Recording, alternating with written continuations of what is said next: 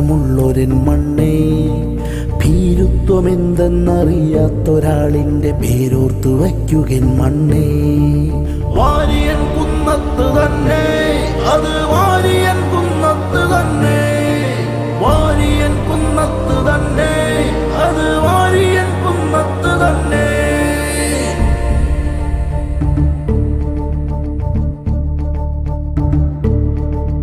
അന്യന്റെ അവകാശം അവരന്റെ ആദർശം അവയൊക്കെ മാനിച്ച ഹാജി, വന്ധ്യയാമമ്മതൻ ചെന്നിടാമൂറ്റുവാൻ വന്നവരോടില്ല രാജി.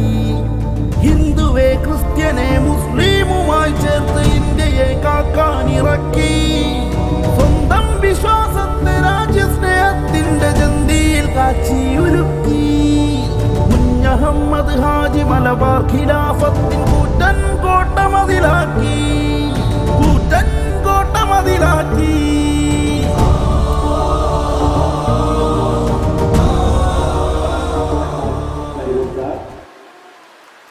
സാറിനെ കുറിച്ച് ഈ ഒരു സദസ്സിനെ പ്രത്യേകം പരിചയപ്പെടുത്തേണ്ട ആവശ്യം എനിക്ക് തോന്നുന്നില്ല.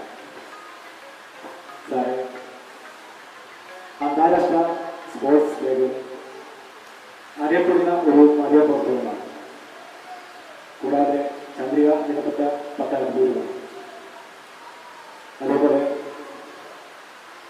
നമ്മോടൊപ്പം മാധ്യമപ്രവർത്തകരും ഏറെ പ്രശസ്തരായ സാംസ്കാരിക പ്രവർത്തകരുമായ സാൻസൻ പുനശ്ശേരി സാറിനെ ഈ ഒരു പരിപാടിയിലേക്ക് അദ്ദേഹം സ്വാഗതം ചെയ്യുന്നു. അതേപോലെ നമ്മുടെ വാരിയൻ കുന്നത്ത് കുഞ്ഞമ്മദാജി എന്ന നമ്മുടെ ഈ ഒരു ഫിലിമിൽ ജനഹൃദയങ്ങളിലേക്ക് അതിമനോഹരമായ വരികളിലൂടെ കോട്ടിനെത്തിയ ഗാനം നമുക്ക് സമ്മാനിച്ച ബാപ്പു വകറിനെയും ഈ ഒരു പരിപാടിയിലേക്ക് ആർദ്രമായി സ്വാഗതം ചെയ്യും. അതേപോലെ ഇന്നത്തെ നമ്മുടെ പരിപാടിയുടെ അധ്യക്ഷ സ്ഥാനം വഹിക്കുന്നത് നമ്മുടെ ഈ ഒരു ഫിലിമിന്റെ ഈ ഒരു സദസ്സിലിരിക്കുന്ന ഞാനടക്കമുള്ള നിരവധി പുതുമുഖങ്ങൾക്ക് ക്യാമറയ്ക്ക് മുമ്പിൽ പുതുജീവൻ നൽകി നമ്മുടെ പ്രിയ സുഹൃത്ത്, വളരെ കടപ്പാടുള്ള പ്രിയ സുഹൃത്തായ ഫൈസൽ ഹുസൈൻ സാറാണ് ഈ ഒരു പരിപാടി അധ്യക്ഷ സ്ഥാനം വഹിക്കുന്നത്. സാറിനെ ഈ ഒരു പരിപാടിയിലേക്ക് ഹാർദവമായി സ്വാഗതം ചെയ്യുന്നു. എല്ലാത്തിനും മുമ്പിൽ എന്റെ മുമ്പിലിരിക്കുന്ന ഈ ഒരു കലാകൂട്ടം വാരിയൻ കുന്നെന്ന സിനിമയിൽ ക്യാമറയ്ക്ക് പിന്നിലും മുമ്പിലുമായി തകർത്താടിയ ഈ എന്റെ ചങ്ക് സുഹൃത്തുക്കൾക്കും ഹാർദവമായി സ്നേഹത്തോടെ സന്തോഷത്തോടെ ഈ ഒരു കലാ സഹായത്തിലേക്ക് ക്ഷണിക്കുന്നു. സ്വാഗതം ചെയ്യുന്നു. നമസ്കാരം. ഏറെ ബഹുമാനിയായ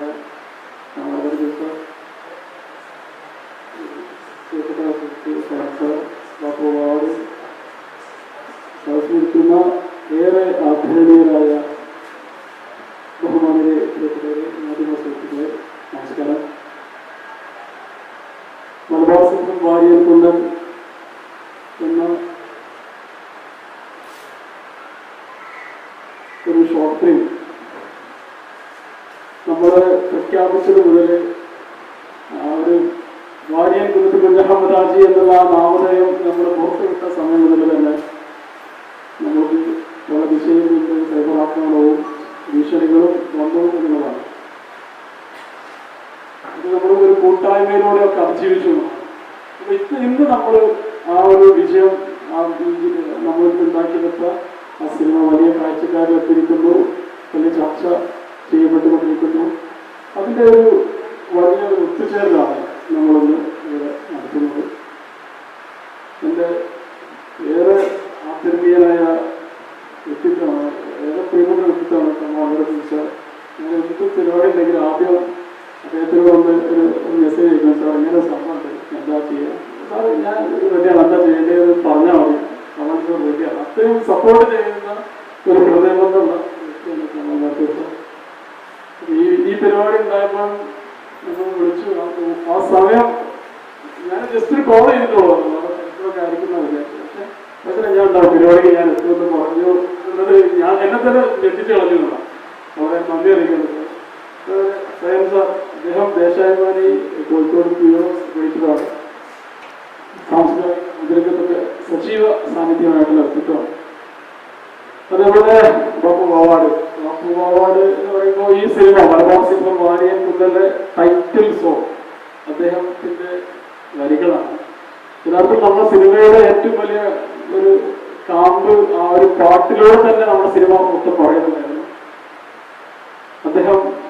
അദ്ദേഹത്തിന്റെ സാന്നിധ്യം വളരെ സന്തോഷം നൽകുന്നു. കുമാർസുനിലാണ് വാര്യൻ കുന്നത്ത് ബലഹമുദ്രാജയായിട്ട് പ്രധാന വേഷത്തിൽ കൈകാര്യം ചെയ്തിരിക്കുന്നത്.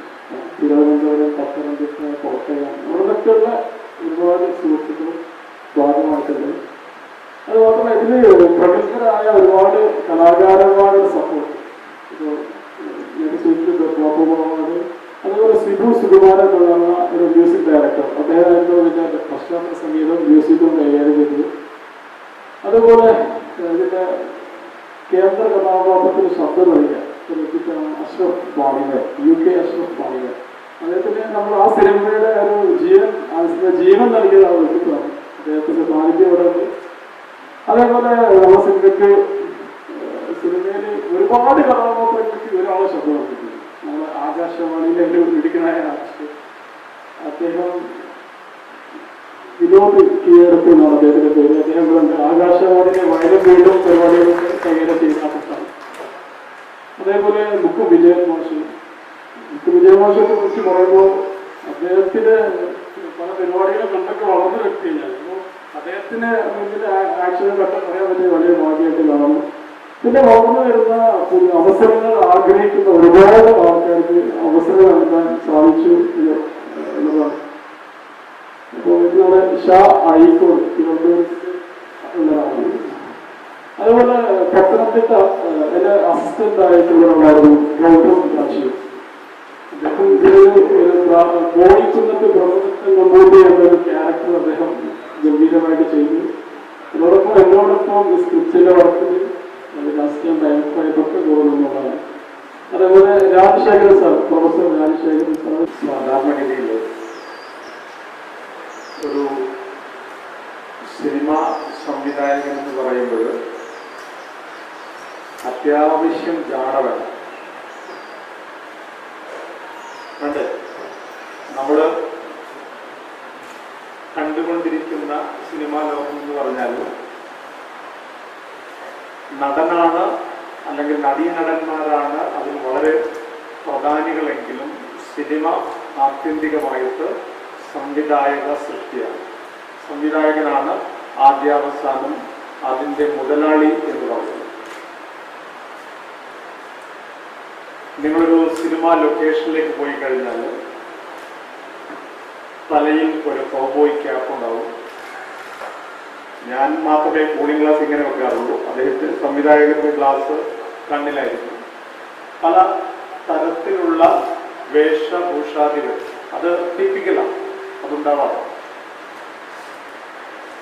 സംസാരമാണെങ്കിൽ ഫൈസൽ സംസാരിച്ചതിനേക്കാൾ അതിന് നേർ വിപരീതമായിട്ട് കുറച്ചുകൂടി കർക്കശമായിട്ട് ഇടപെടുന്ന വളരെ ശക്തനായ ഒരു സാന്നിധ്യം എന്നുള്ളതാണ് സംവിധായകന് നമ്മൾ നൽകുന്ന നിർവചനം പരമ്പരാഗതമായി. അവിടെയാണ് ഫൈസൽ ഹുസൈൻ എന്ന കൊടിയത്തൂരിലാണ്. ഞങ്ങൾ തമ്മിൽ വലിയ സൗഹൃദമുണ്ട്. ആ സൗഹൃദത്തിന്റെ അടിസ്ഥാനം എന്ന് പറയുന്നത് എനിക്കിഷ്ടമായ ഫൈസൽ അവന്റെ ലാളിത്യമാണ്. നല്ല സംവിധായകനാണ് എന്ന് ഞാൻ പറയുന്നത് ചില സാക്ഷ്യങ്ങളുടെ അടിസ്ഥാനത്തിലാണ്. കുറെ നല്ല വർക്ക് ഞാൻ കണ്ടിട്ടുണ്ട്, എഴുത്തിലൂടെ ഞാൻ സഞ്ചരിച്ചിട്ടുണ്ട്. വളരെ നന്നായിട്ട് ഹാർഡ് വർക്ക് ചെയ്യുന്ന ഒരാൾ. എത്രയോ അവസരങ്ങൾ, അതായത് അദ്ദേഹത്തിന്റെ ലാളിത്യം കൊണ്ട് അവസരങ്ങൾ പോയതാണോ എന്നറിയില്ല. ധാരാളം അവസരങ്ങൾ വന്നിരുന്നു. പക്ഷെ ഇനിയും ചെറിയ പ്രായമാണ്, വലിയ പ്രായമൊന്നുമില്ല. എനിക്കിന്ന് 52 വയസ്സ് പൂർത്തിയായിട്ടുണ്ട്. ഇന്നത്തെ പിറന്നാൾ കൂടിയാണ്. ഫൈസലിന്റെ പ്രായം എത്രയാണ് എന്നെനിക്കറിയില്ല. എത്രയുണ്ട് വയസ്സിൽ? 34 ഉള്ളൂ. അപ്പോൾ വളരെ വളരെ കാലം ബാക്കിയുണ്ട്. ഫൈസലിനെ പോലെ ഒരാള് വളരെ ശക്തമായ ഒരു സബ്ജക്റ്റ് നമ്മുടെ വർത്തമാനകാല സിനിമ മാത്രമല്ല, മാധ്യമ ലോകം എടുക്കുക, പൊതുലോകം എടുക്കുക, നമ്മൾ ഏത് കാര്യം സംസാരിക്കുമ്പോൾ പോലും അതിനെ പലതരത്തിൽ നിർവചിക്കപ്പെടുന്ന ഒരു കാലമാണ്. ഒരു നേര് പറയാൻ വല്ലാതെ ആത്മധൈര്യം വേണ്ടി വരുന്ന ഒരു കാലത്ത് ചരിത്രം പറയാൻ നിങ്ങളെല്ലാവരും എടുത്തിട്ടുള്ള ഒരു അധ്വാനം, ആ അധ്വാനത്തെ ഞാൻ അഭിവാദ്യം ചെയ്യും. കാരണം ഞാൻ ഈ തന്നെ പോസ്റ്റ് ഷെയർ ചെയ്തപ്പോൾ തന്നെ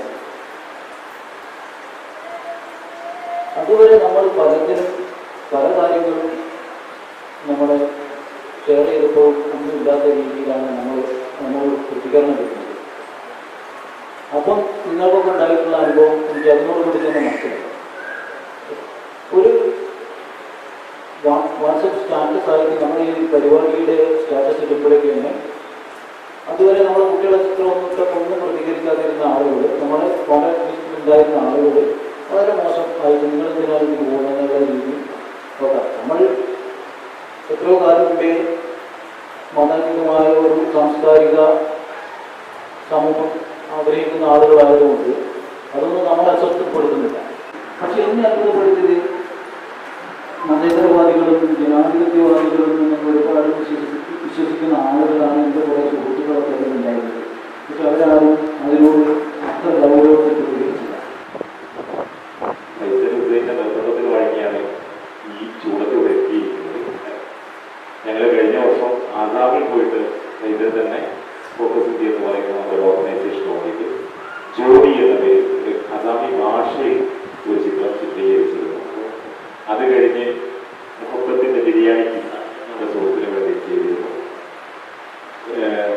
MBR ഹോസ്പിറ്റലിനടുത്തുള്ള CH സെന്ററിന് വേണ്ടി കനിവോരൽ എന്ന പേര് ഒരു ചിത്രം കഴിഞ്ഞ 2 മാസമായിട്ട് തീവ്രമായി ചില പ്രവർത്തനങ്ങൾ സഹകരിച്ചുകൊണ്ട് ചെയ്യാൻ കഴിഞ്ഞിരുന്നു. ആ ജ്യോതി എന്ന ചിത്രം ഒമാനിൽ വെച്ചായിരുന്നു അത് പ്രകാശനം ചെയ്തിരുന്നത്. വളരെ ഗംഭീരമായി ഫൈസൽ അത് ആ ദൗത്യം നിർവഹിച്ചതുകൊണ്ട് തന്നെ ഈ ഇന്ത്യയിലെ ഏറ്റവും പിന്നോക്കം നിൽക്കുന്ന ജനവിഭാഗം, അതായത് 921 പശ്ചാത്തലത്തിലൊക്കെയുള്ള കഥയാണ് വരുന്നതെങ്കിൽ 921 പശ്ചാത്തലത്തിൽ നമ്മുടെ മലബാറിലുള്ള മനുഷ്യർ, നമ്മുടെ ഗ്രാമപ്രദേശങ്ങളിലുള്ള നമ്മുടെ അച്ഛനമ്മമാർ അല്ലെങ്കിൽ ഉപ്പന്മാർ, വല്യച്ഛന്മാരൊക്കെ എങ്ങനെയായിരുന്നു കഴിഞ്ഞത്, അതിനേക്കാൾ കഷ്ടത്തിൽ കഴിയുന്ന ആളുകളുടെ ജീവിതകഥയാണ് ജ്യോതി എഴുതുന്നത്. എന്ന് പറഞ്ഞാൽ ഇപ്പൊ നമ്മൾ വീട് വെച്ച് കൊടുക്കുന്നത് 30,000 രൂപ. 30,000 രൂപക്ക് എന്ത് വീടാണ് നമുക്ക് വെക്കാൻ പറ്റുക? നമുക്ക് ടോയ്ലറ്റ് ഉണ്ടാക്കാൻ 30,000 രൂപ കൊണ്ട് കഴിയില്ല. അപ്പൊ അതിന്റെ പ്രകാശനം കഴിഞ്ഞ സമയത്ത് തന്നെ ബദറുസമ പോളിക്ലിനിക് എന്ന് പറയുന്ന ഒമാനിലോ മറ്റ് GCC ഒരുപാട് സ്ഥലങ്ങളിലായി വ്യാപിച്ചു വരുന്ന സ്ഥാപനത്തിൽ ഉടനപ്പോൾ മുഹമ്മദ് സാഹിബ് ഈ വിഷയം വിഷ്വലൈസ് ചെയ്തപ്പോൾ ഏതാനും കുടുംബങ്ങൾക്കുള്ള വീട് ഞാൻ നൽകാമെന്ന് പറയണം. അത് പ്രകാശനം നടന്ന ചടങ്ങിൽ വെച്ചുകൊണ്ട് വേറെ കുറെ ആളുകൾ കുടിവെള്ളം നൽകുന്ന ചെറിയ ഹാൻഡ് പമ്പുകൾ നൽകുന്നു. ഈ ചടങ്ങിന് എല്ലാവിധ അഭിവാദ്യങ്ങളും നൽകുന്നുണ്ട്. ഭാവിയിൽ കൂടുതൽ പ്രശോഭിതമായിട്ടുള്ള കലാപ്രവർത്തനങ്ങൾ, സാംസ്കാരിക പ്രവർത്തനം നിർവഹിക്കാൻ സംവിധായകരും വിവിധ കലാകാരന്മാർക്കും ഒക്കെ കഴിയട്ടെ എന്ന് മാത്രം പറഞ്ഞുകൊണ്ട് ഞാൻ വാക്കുകൾ അവസാനിപ്പിക്കുന്നു. ബഹുമാന്യ പ്രശ്നം കൂടിയായ നമ്മുടെ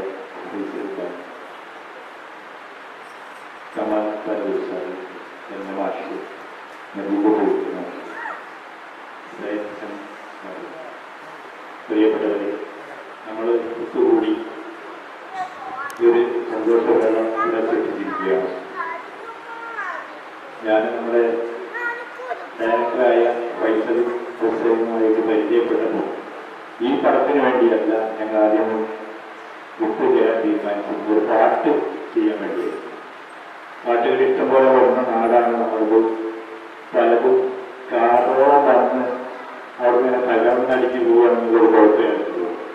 അത് മനസ്സിന്റെ കാർവയിൽ ചെന്ന് ഒരുപാട് പ്രവർത്തനങ്ങളും പരിവർത്തനങ്ങളും നടത്തേണ്ട ഒന്നാണ് എന്നൊരു ബോധ്യം നമ്മുടെ പാട്ടുകാർക്ക് എഴുത്തുകാർക്കൊക്കെ ഒരു കാലത്തുണ്ടായി. എന്നാൽ അതിൽ നിന്ന് പിന്നോക്കം പോയിട്ട് കേരളത്തിലെ ട്രെൻഡുകൾ സൃഷ്ടിക്കുകയും അതിനെ ഇങ്ങനെ അനുകരിച്ചുകൊണ്ട് കുറെ എന്താ പറയുക വളരെ നശ്വരം വളരെ ദുർബലമായ കുറെ പാട്ടുകളായി മാറുകയും ഒരു കാലത്ത് വ്യത്യസ്തമായ ഒരു പാട്ട് എന്ന നിലയിൽ ഒന്നിച്ചായിരുന്നു. ഞാൻ ഓർക്കിൻ്റെ വരികൾ ഇങ്ങനെയായിരുന്നു നിങ്ങൾ ചെയ്യാൻ വേണ്ടത് ഒരു നാടൻ പാട്ടിന്റെ സ്റ്റൈലിലാണ്. പാടുപാക്കുനെ തോന്നി കൈയിട്ടാൽ കല്ലേറും കണ്ട ചങ്ങായി പക്കൊരു പൊക്കന്റെ സൈക്കിളിൽ കയറിയ നിക്കൊരു മുഴണ്ട ചങ്ങായി എന്നായി കേട്ടോ. അച്ഛനും കുഞ്ഞായി മൈലും ചങ്ങായി നാരായണൻ ചങ്ങായി നമ്പൂറം കണ്ണുകളും തോന്നുമീനായും ഇമ്പത്തിൽ കഞ്ഞിലെ ചങ്ങായി എന്നുള്ള വരികളെ ഏതായാലും ആ പ്രൊജക്ട് നടക്കുന്നതിൻ്റെ അടുത്താണ് ഫൈസൽ സാഹിബ് ഈ സംഭവമായിട്ട് വന്നത്. ഇതിനു മുമ്പ് തന്നെ ഈ വിഷയം ഞാൻ 2-3 പാട്ടുകൾ ഞാൻ എഴുതിയിട്ടുണ്ട്. നേരത്തെ എന്താ പറയാ ഒരു ആൽബത്തിന് വേണ്ടിയിട്ട് ഞാൻ ഇങ്ങനെ ഒരു പാട്ട് പഠിക്കുന്നു. ആരു ചരിത്രം നേരി മലനാട്ടിലെ ധീരന്മാരുടെ പേര് മനസ്സിൽ പറഞ്ഞെത്തും ചോര കൊടുത്തവരാടിയ മത്തിളനാരുടെ ദേശസ്നേഹം ഭാരതനാടുകളുടെ മറക്കുകയിൽ ഒരു കാലത്തും എന്നൊക്കെ പറയുന്ന പാട്ടുകള് ഇതിൽ വേറെ പാട്ടുകൾ എഴുതിയിട്ടുണ്ട്. ഈ നമ്മുടെ വാര്യംകുന്നത്തിന്റെ മാത്രം കാര്യങ്ങൾ വെച്ചുകൊണ്ടുള്ള പാട്ടൊക്കെ എഴുതിയിട്ടുണ്ട്. പക്ഷെ അദ്ദേഹത്തിന്റെ അടുത്ത് വന്ന് എനിക്ക് വലിയ സന്തോഷമുണ്ട്. കാരണം ഇതിൽ പാട്ട് എഴുതുക എന്ന് പറഞ്ഞാല് നമ്മൾ പറഞ്ഞ ഒരു പാട്ട് എഴുത്തുകാരന്റെ ദൗത്യം അവൻ ചെയ്യാൻ കഴിയാത്ത അന്തരീക്ഷത്തിലുണ്ട്. പലതും കലാകാരന്മാരെന്ന് പറയുകയാണെങ്കിൽ എല്ലാവരും വിചാരിക്കുന്നത് ഒരു വിനോദം മാത്രം കൈകാര്യം ചെയ്യുന്നവരാണെന്നുള്ളൊരു ധാരണ ആളുകൾ അത് മാറ്റിയെടുക്കേണ്ടതുണ്ട്. നമ്മൾ നേര് പറയാൻ തയ്യാറായി മുന്നോട്ട് വന്നാൽ അത് കേൾക്കാൻ ആളുണ്ടാവും. കാരണം നേര് സ്വന്തം കാലിലാണ് നിൽക്കുക, അല്ലെ? നുണ നിൽക്കുന്നത് ദുർബലമായ കുറെ ഊന്നുകളിലാണ്. ആ ഊന്നുകൾ ഏത് സമയത്തും തകർന്നടിയുകയും നുണ നിലംപതിക്കുകയും ചെയ്യും. നേര് ഒരിക്കലും നിലംപതിക്കില്ല. അതുകൊണ്ട് നേര് പറയാൻ നമ്മൾ തയ്യാറാവാനുള്ളതാണ്. അന്യന്റെ അവകാശ മകലന്റെ ആദർശം അവയൊക്കെ മാനിച്ച ഹാജി വന്ധ്യയാ മമ്മതൻ ചെന്നിട മുറ്റുവാൻ വന്നവരോടില്ല രാജി.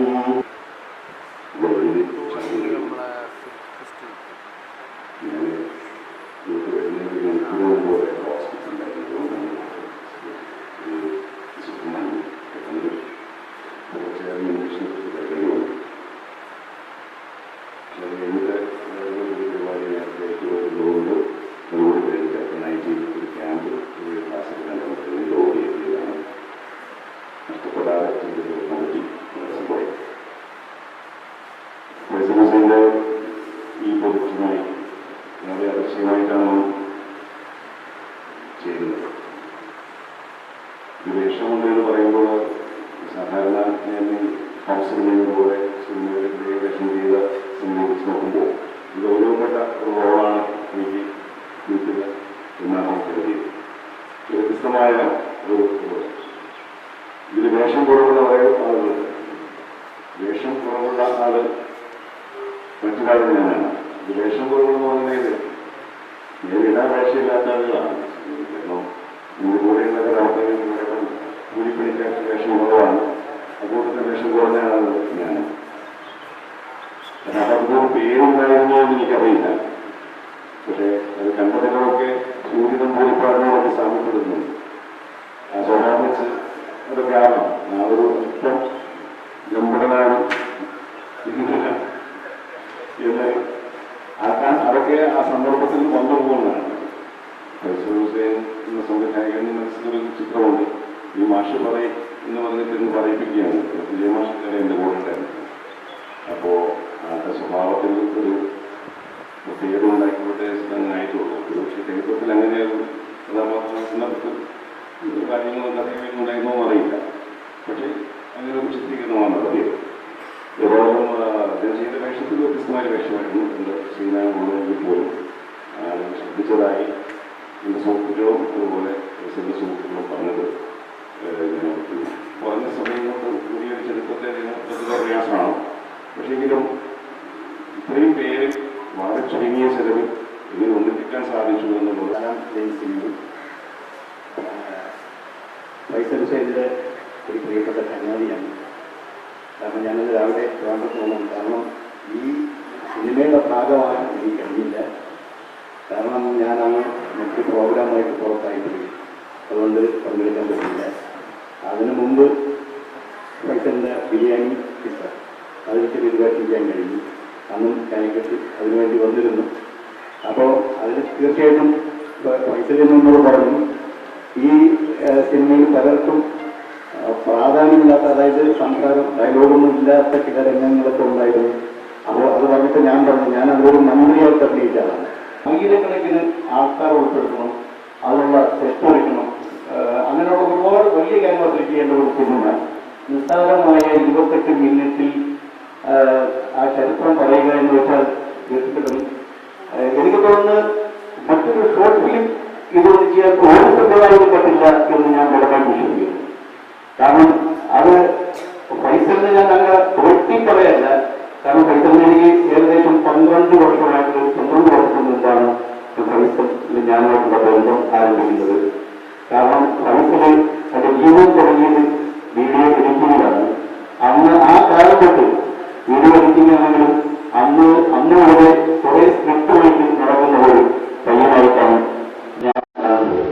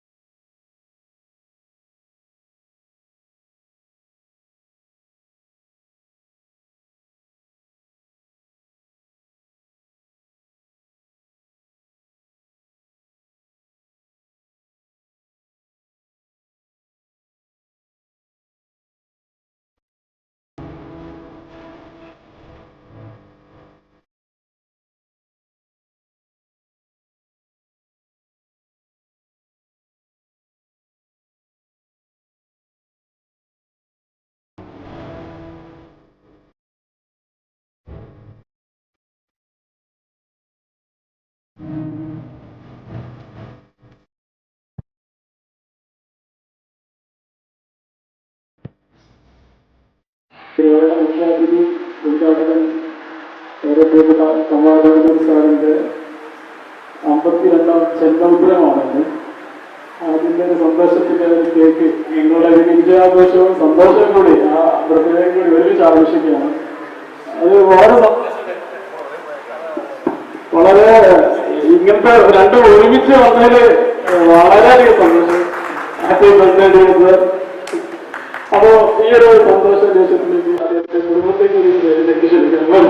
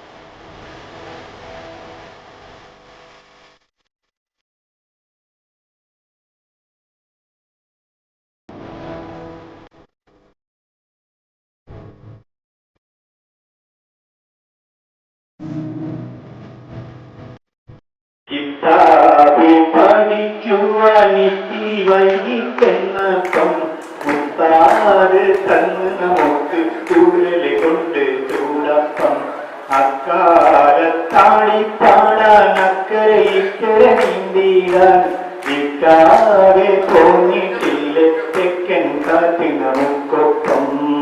കാറ്റിനു കിട്ടി നൂറും നമ്മൾ തോറ്റുപരീക്ഷയിൽ കൊല്ലം തോറും കിതാബ് പഠിക്കുവാനിക്ക് വൈകിച്ചെന്നപ്പം ഉസ്താദ് തന്ന് നമുക്ക് ചൂടല് കൊണ്ട് ചൂടപ്പം അക്കാലത്താടി പാടാനക്കരെ ഇക്കരെ നീന്തുവാൻ നിൽക്കാതെ തോന്നിട്ടില്ല തെക്കൻ കാറ്റ് നമുക്കൊപ്പം കാറ്റിനു കിട്ടി നൂറും നമ്മൾ തോറ്റുപരീക്ഷയിൽ കൊല്ലം തോറും. ഈ പാട്ട് മാത്രം സാധിക്കും. എൻ്റെ ഒരു വലിയ സംഭവം എന്ന് പറഞ്ഞാൽ ഇത് 101ാമത് അഭിനയത്തിൻ്റെ നേരത്തെ വയസ്സിനെ പറ്റി ചെറിയ വയസ്സെന്ന് പറഞ്ഞു കഴിഞ്ഞാൽ ഫൈസലുസൈൻ്റെ സഹോദരൻ്റെ തുല്യയാണ്. എന്നോട് പറഞ്ഞ ആൾക്കാർ പക്ഷേ 7 മണിക്ക് വന്ന് 9 മണിക്ക് പോകാം ഒന്നുമില്ല. ഫൈസലുസൈൻ്റെ കൂടുതലൊന്നും എനിക്ക് ചെയ്തത് ചെയ്താൽ മാത്രം മതി. അപ്പൊ ചെറുതാണെങ്കിൽ അത് ചെയ്യാൻ വളരെ സന്തോഷം തോന്നിയൊരു കാര്യമാണ്. വിളിച്ചപ്പോൾ തന്നെ കുറേയേറെ പേര് ഈ പ്രോഗ്രാമിൽ വരികയും വളരെ സന്തോഷത്തോടെ ഇതിനകത്ത് പങ്കെടുക്കുകയും ചെയ്തു. അപ്പോൾ എനിക്കിതിൽ വളരെ വ്യക്തമായി തോന്നിയ വളരെ സന്തോഷകരമായ ഒരു കാര്യം എന്താണെന്ന് വെച്ച് കഴിഞ്ഞാൽ ചെറിയ ചെറിയ വേഷങ്ങളിലൂടെ ഓരോ വ്യക്തികൾക്കും എന്താ പറയുക ജനമനസ്സുകളിലേക്ക് കടക്കാൻ കഴിയുകയാണ്. പിന്നെ ചെറിയ തോതിലല്ലാത്ത നല്ല ഭീഷണിയും എല്ലാവർക്കും കിട്ടിയിട്ടുണ്ട്. ഫൈസൽ സാർ ആ ഷോർട്ട് ലിങ്ക് അയച്ചു തന്ന അന്ന് രാത്രി എനിക്കൊരു ഫോൺ വന്നു. പുറത്തുനിന്നാണ്. ഇപ്പം ഞാനൊരു 15 വർഷം ദുബായ് ജോലി നിന്ന് നമുക്ക് പുറത്തുനിന്ന് വരുന്ന കോളുകൾ കാണുമ്പോൾ അറിയാൻ പറ്റും. ഞാൻ കൊട്ടാരക്കര പോലീസ് സ്റ്റേഷനിൽ നിന്നാണ് വിളിക്കുന്നത്. നിങ്ങൾ ആൾക്കാർക്ക് ഫേസ്ബുക്കിലൂടെയും വാട്സപ്പിലൂടെയും ഷോർട്ട് മൂവിയുടെ ലിങ്കുകൾ അയച്ചു കൊടുക്കുന്നത് ഇത് എന്തിനു വേണ്ടിയിട്ടാണ്? എന്തെങ്കിലും അജണ്ടകൾ വെച്ചിട്ടാണോ നിങ്ങൾ ചെയ്യുന്നത്? പ്രൊപ്പഗണ്ട അത്തരത്തിലുള്ള ഷോർട്ട് മൂവീസ് നിങ്ങൾ എന്താണ് അയക്കുന്നത്? ഇതായിരുന്നു ആ ഫോണിൽ നിന്നുള്ള ഉള്ളടക്കം. അപ്പൊ ഞാൻ പറഞ്ഞു സാറിന് എന്തെങ്കിലും പറയാനുണ്ടെങ്കിൽ ഞാൻ നാളെ നേരിട്ട് സ്റ്റേഷനിലേക്ക് വരാം. എന്റെ നാടാണ് കൊട്ടാരക്കര. ഞാൻ നേരിട്ട് സ്റ്റേഷനിൽ വരാം. അപ്പൊ നമുക്ക് സംസാരിക്കാൻ പറഞ്ഞപ്പോൾ ഫോൺ കട്ടായിട്ട് പോകും. അപ്പൊ ഇത്തരത്തിലുള്ള പല ഭീഷണികളും നേരിട്ടും അല്ലാതെയൊക്കെ എനിക്ക് വന്നു. കാരണം ഞാനിങ്ങനെ എനിക്ക് സിനിമയിൽ കുറച്ച് നല്ല സുഹൃത്തുക്കളുണ്ട്. അപ്പൊ അവരുടെ ഭാഗത്തു നിന്നൊക്കെ കൃത്യമായിട്ടുള്ള മറുപടികൾ എനിക്ക് വന്നിട്ടുണ്ടായിരുന്നു. നമ്മൾ ഇതിൽ അഭിനയിക്കാൻ വരുന്ന സമയത്ത് ഞാൻ ആദ്യം ഇതൊരു ഷോർട്ട് ഫിലിമിൽ അഭിനയിക്കുന്നത്. അപ്പോൾ എൻ്റെ സുഹൃത്ത് ആഷിഖാണ് എന്നെ ഇതിലേക്ക് കൊണ്ടുവരുന്നത്. രാവിലെ വരുന്നു, ഇങ്ങനെ ഒരു വേഷം ഉണ്ടെന്ന് പറയുന്നു, ഒരു തുണി വേണം, ഒരു കർഷകന്റെ വേഷം.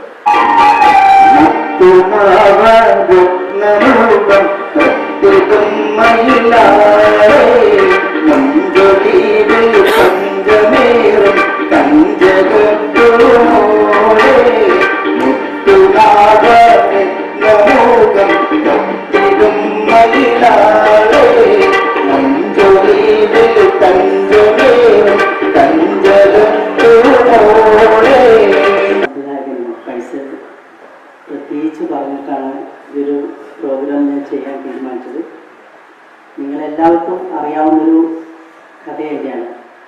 മുക്കം അറിയപ്പെടുന്നിട്ടുണ്ടെങ്കിൽ മുക്കത്തിൻ്റെ പ്രണയകഥ എല്ലാവർക്കും അറിയാം. കാഞ്ചനമാല മൊയ്തി, BP മൊയ്തിൻ്റെയും കാഞ്ചനമാലയുടെയും പ്രണയകഥ.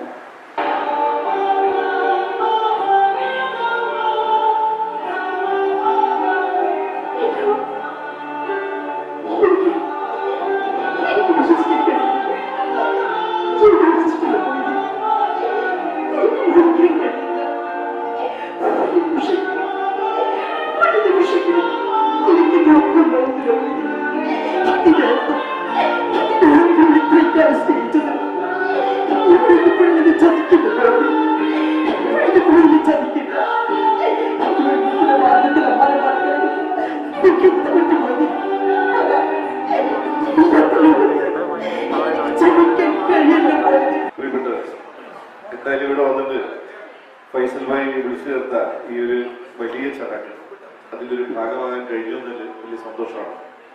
ഇതിലൊരു ശബ്ദതാരമാണ് ഞാൻ. പിന്നെ കലാകാരന്മാരെ പറ്റി പറയുകയാണെങ്കിൽ കലാകാരന്മാരെ ഭീഷണിയെ പറ്റി പറഞ്ഞു. കലാകാരന് ജാതിയില്ല, മതമില്ല, രാഷ്ട്രീയമില്ല. അങ്ങനെയാണെങ്കിൽ ഇന്ന് നമ്മളെ രാജ്യത്തുണ്ടാകുന്ന കലാകാരന്മാരെ 1, 2, 3 ഗ്രൂപ്പുകളായി തിരിഞ്ഞ് അതിലുൾപ്പെടുന്ന കഥകളും സിനിമകളും മാത്രം ചെയ്യുന്ന ഒരു ശൈലിയിലേക്ക് ഒതുങ്ങി പോകുമായിരുന്നു. മമ്മൂട്ടിയുടെ സിനിമ കാണാൻ ഹിന്ദുക്കളാരും പോവില്ല, മോഹൻലാലിന്റെ സിനിമ കാണാൻ മുസ്ലിംസ് ആരും പോവില്ല എന്ന് പറയുന്ന ഒരു കാലം നമുക്ക് വരികയായിരുന്നു. നിർമ്മാല്യം പോലെയുള്ള ഒരു സിനിമ ഇന്നത്തെ സാഹചര്യത്തിൽ നമുക്ക് എടുക്കാൻ പറ്റും എന്നുള്ള ഒരു എന്താ പറയുക ഒരു ചിന്ത കൂടി നമുക്ക് നമ്മുടെ മുന്നിൽ അവശേഷിക്കുകയാണ്. എന്തായാലും ഞാനും ഫൈസലും തമ്മിൽ അവിചാരിതമായിട്ട് പരിചയപ്പെട്ട വ്യക്തികളാണ്. ഒരു പകരക്കാരനായിട്ട് ഒരു പ്രൊജക്ടിന് വേണ്ടിയിട്ട് എന്നെ കാണുകയും ആ ബന്ധം വളരെ ഊഷ്മളമായി തീവ്രമായി നല്ലൊരു സ്നേഹബന്ധമായി ഫൈസൽ വിളിച്ചാൽ നോ എന്ന് പറയാൻ പറ്റാത്ത ഒരു തരത്തിലേക്ക് അത് വളർന്നു. അതാണ് വാര്യകുന്നത് എന്ന ഈ ഒരു ഷോർട്ട് ഫിലിമിന്റെ ഭാഗമാകാൻ എനിക്ക് പറ്റിയത്. അതിലെ ഒരു കഥാപാത്രത്തിന് വേണ്ടിയിട്ടാണ് എന്നെ വിളിച്ചത്. 3 കഥാപാത്രങ്ങൾക്ക് അതിന് ശബ്ദം കൊടുക്കാനുള്ള ഭാഗ്യം എനിക്ക് കിട്ടി. വലിയ സന്തോഷമാണ്. നമ്മളൊരു കരിയറിലൊരു നമ്മളൊരു ശബ്ദം 3 ആളുകൾക്ക് വീഴ്ച കൊടുക്കാൻ പറ്റി എന്നുള്ളത് ഈ ഒരു ചിത്രത്തിന്റെ വലിയ ഭാഗ്യം. ആകാശവും നീ തന്നു, നിന്നാത്മശിഖരത്തിൽ ഒരു കൂടു തന്നു, ആത്മശിഖരത്തിലൊരു കൂടു തന്നു. तेरे निकले मेरा जन के बस यही अरमान. अरे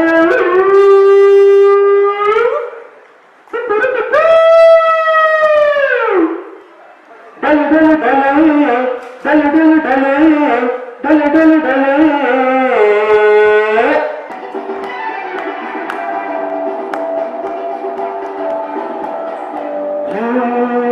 दोस्ती नहीं छोड़ेंगे ब्रह्म तेरा साथ न छोड़ेंगे. दोस्ती हम नहीं तोड़ेंगे दम मगर तेरा साथ न छोड़ेंगे.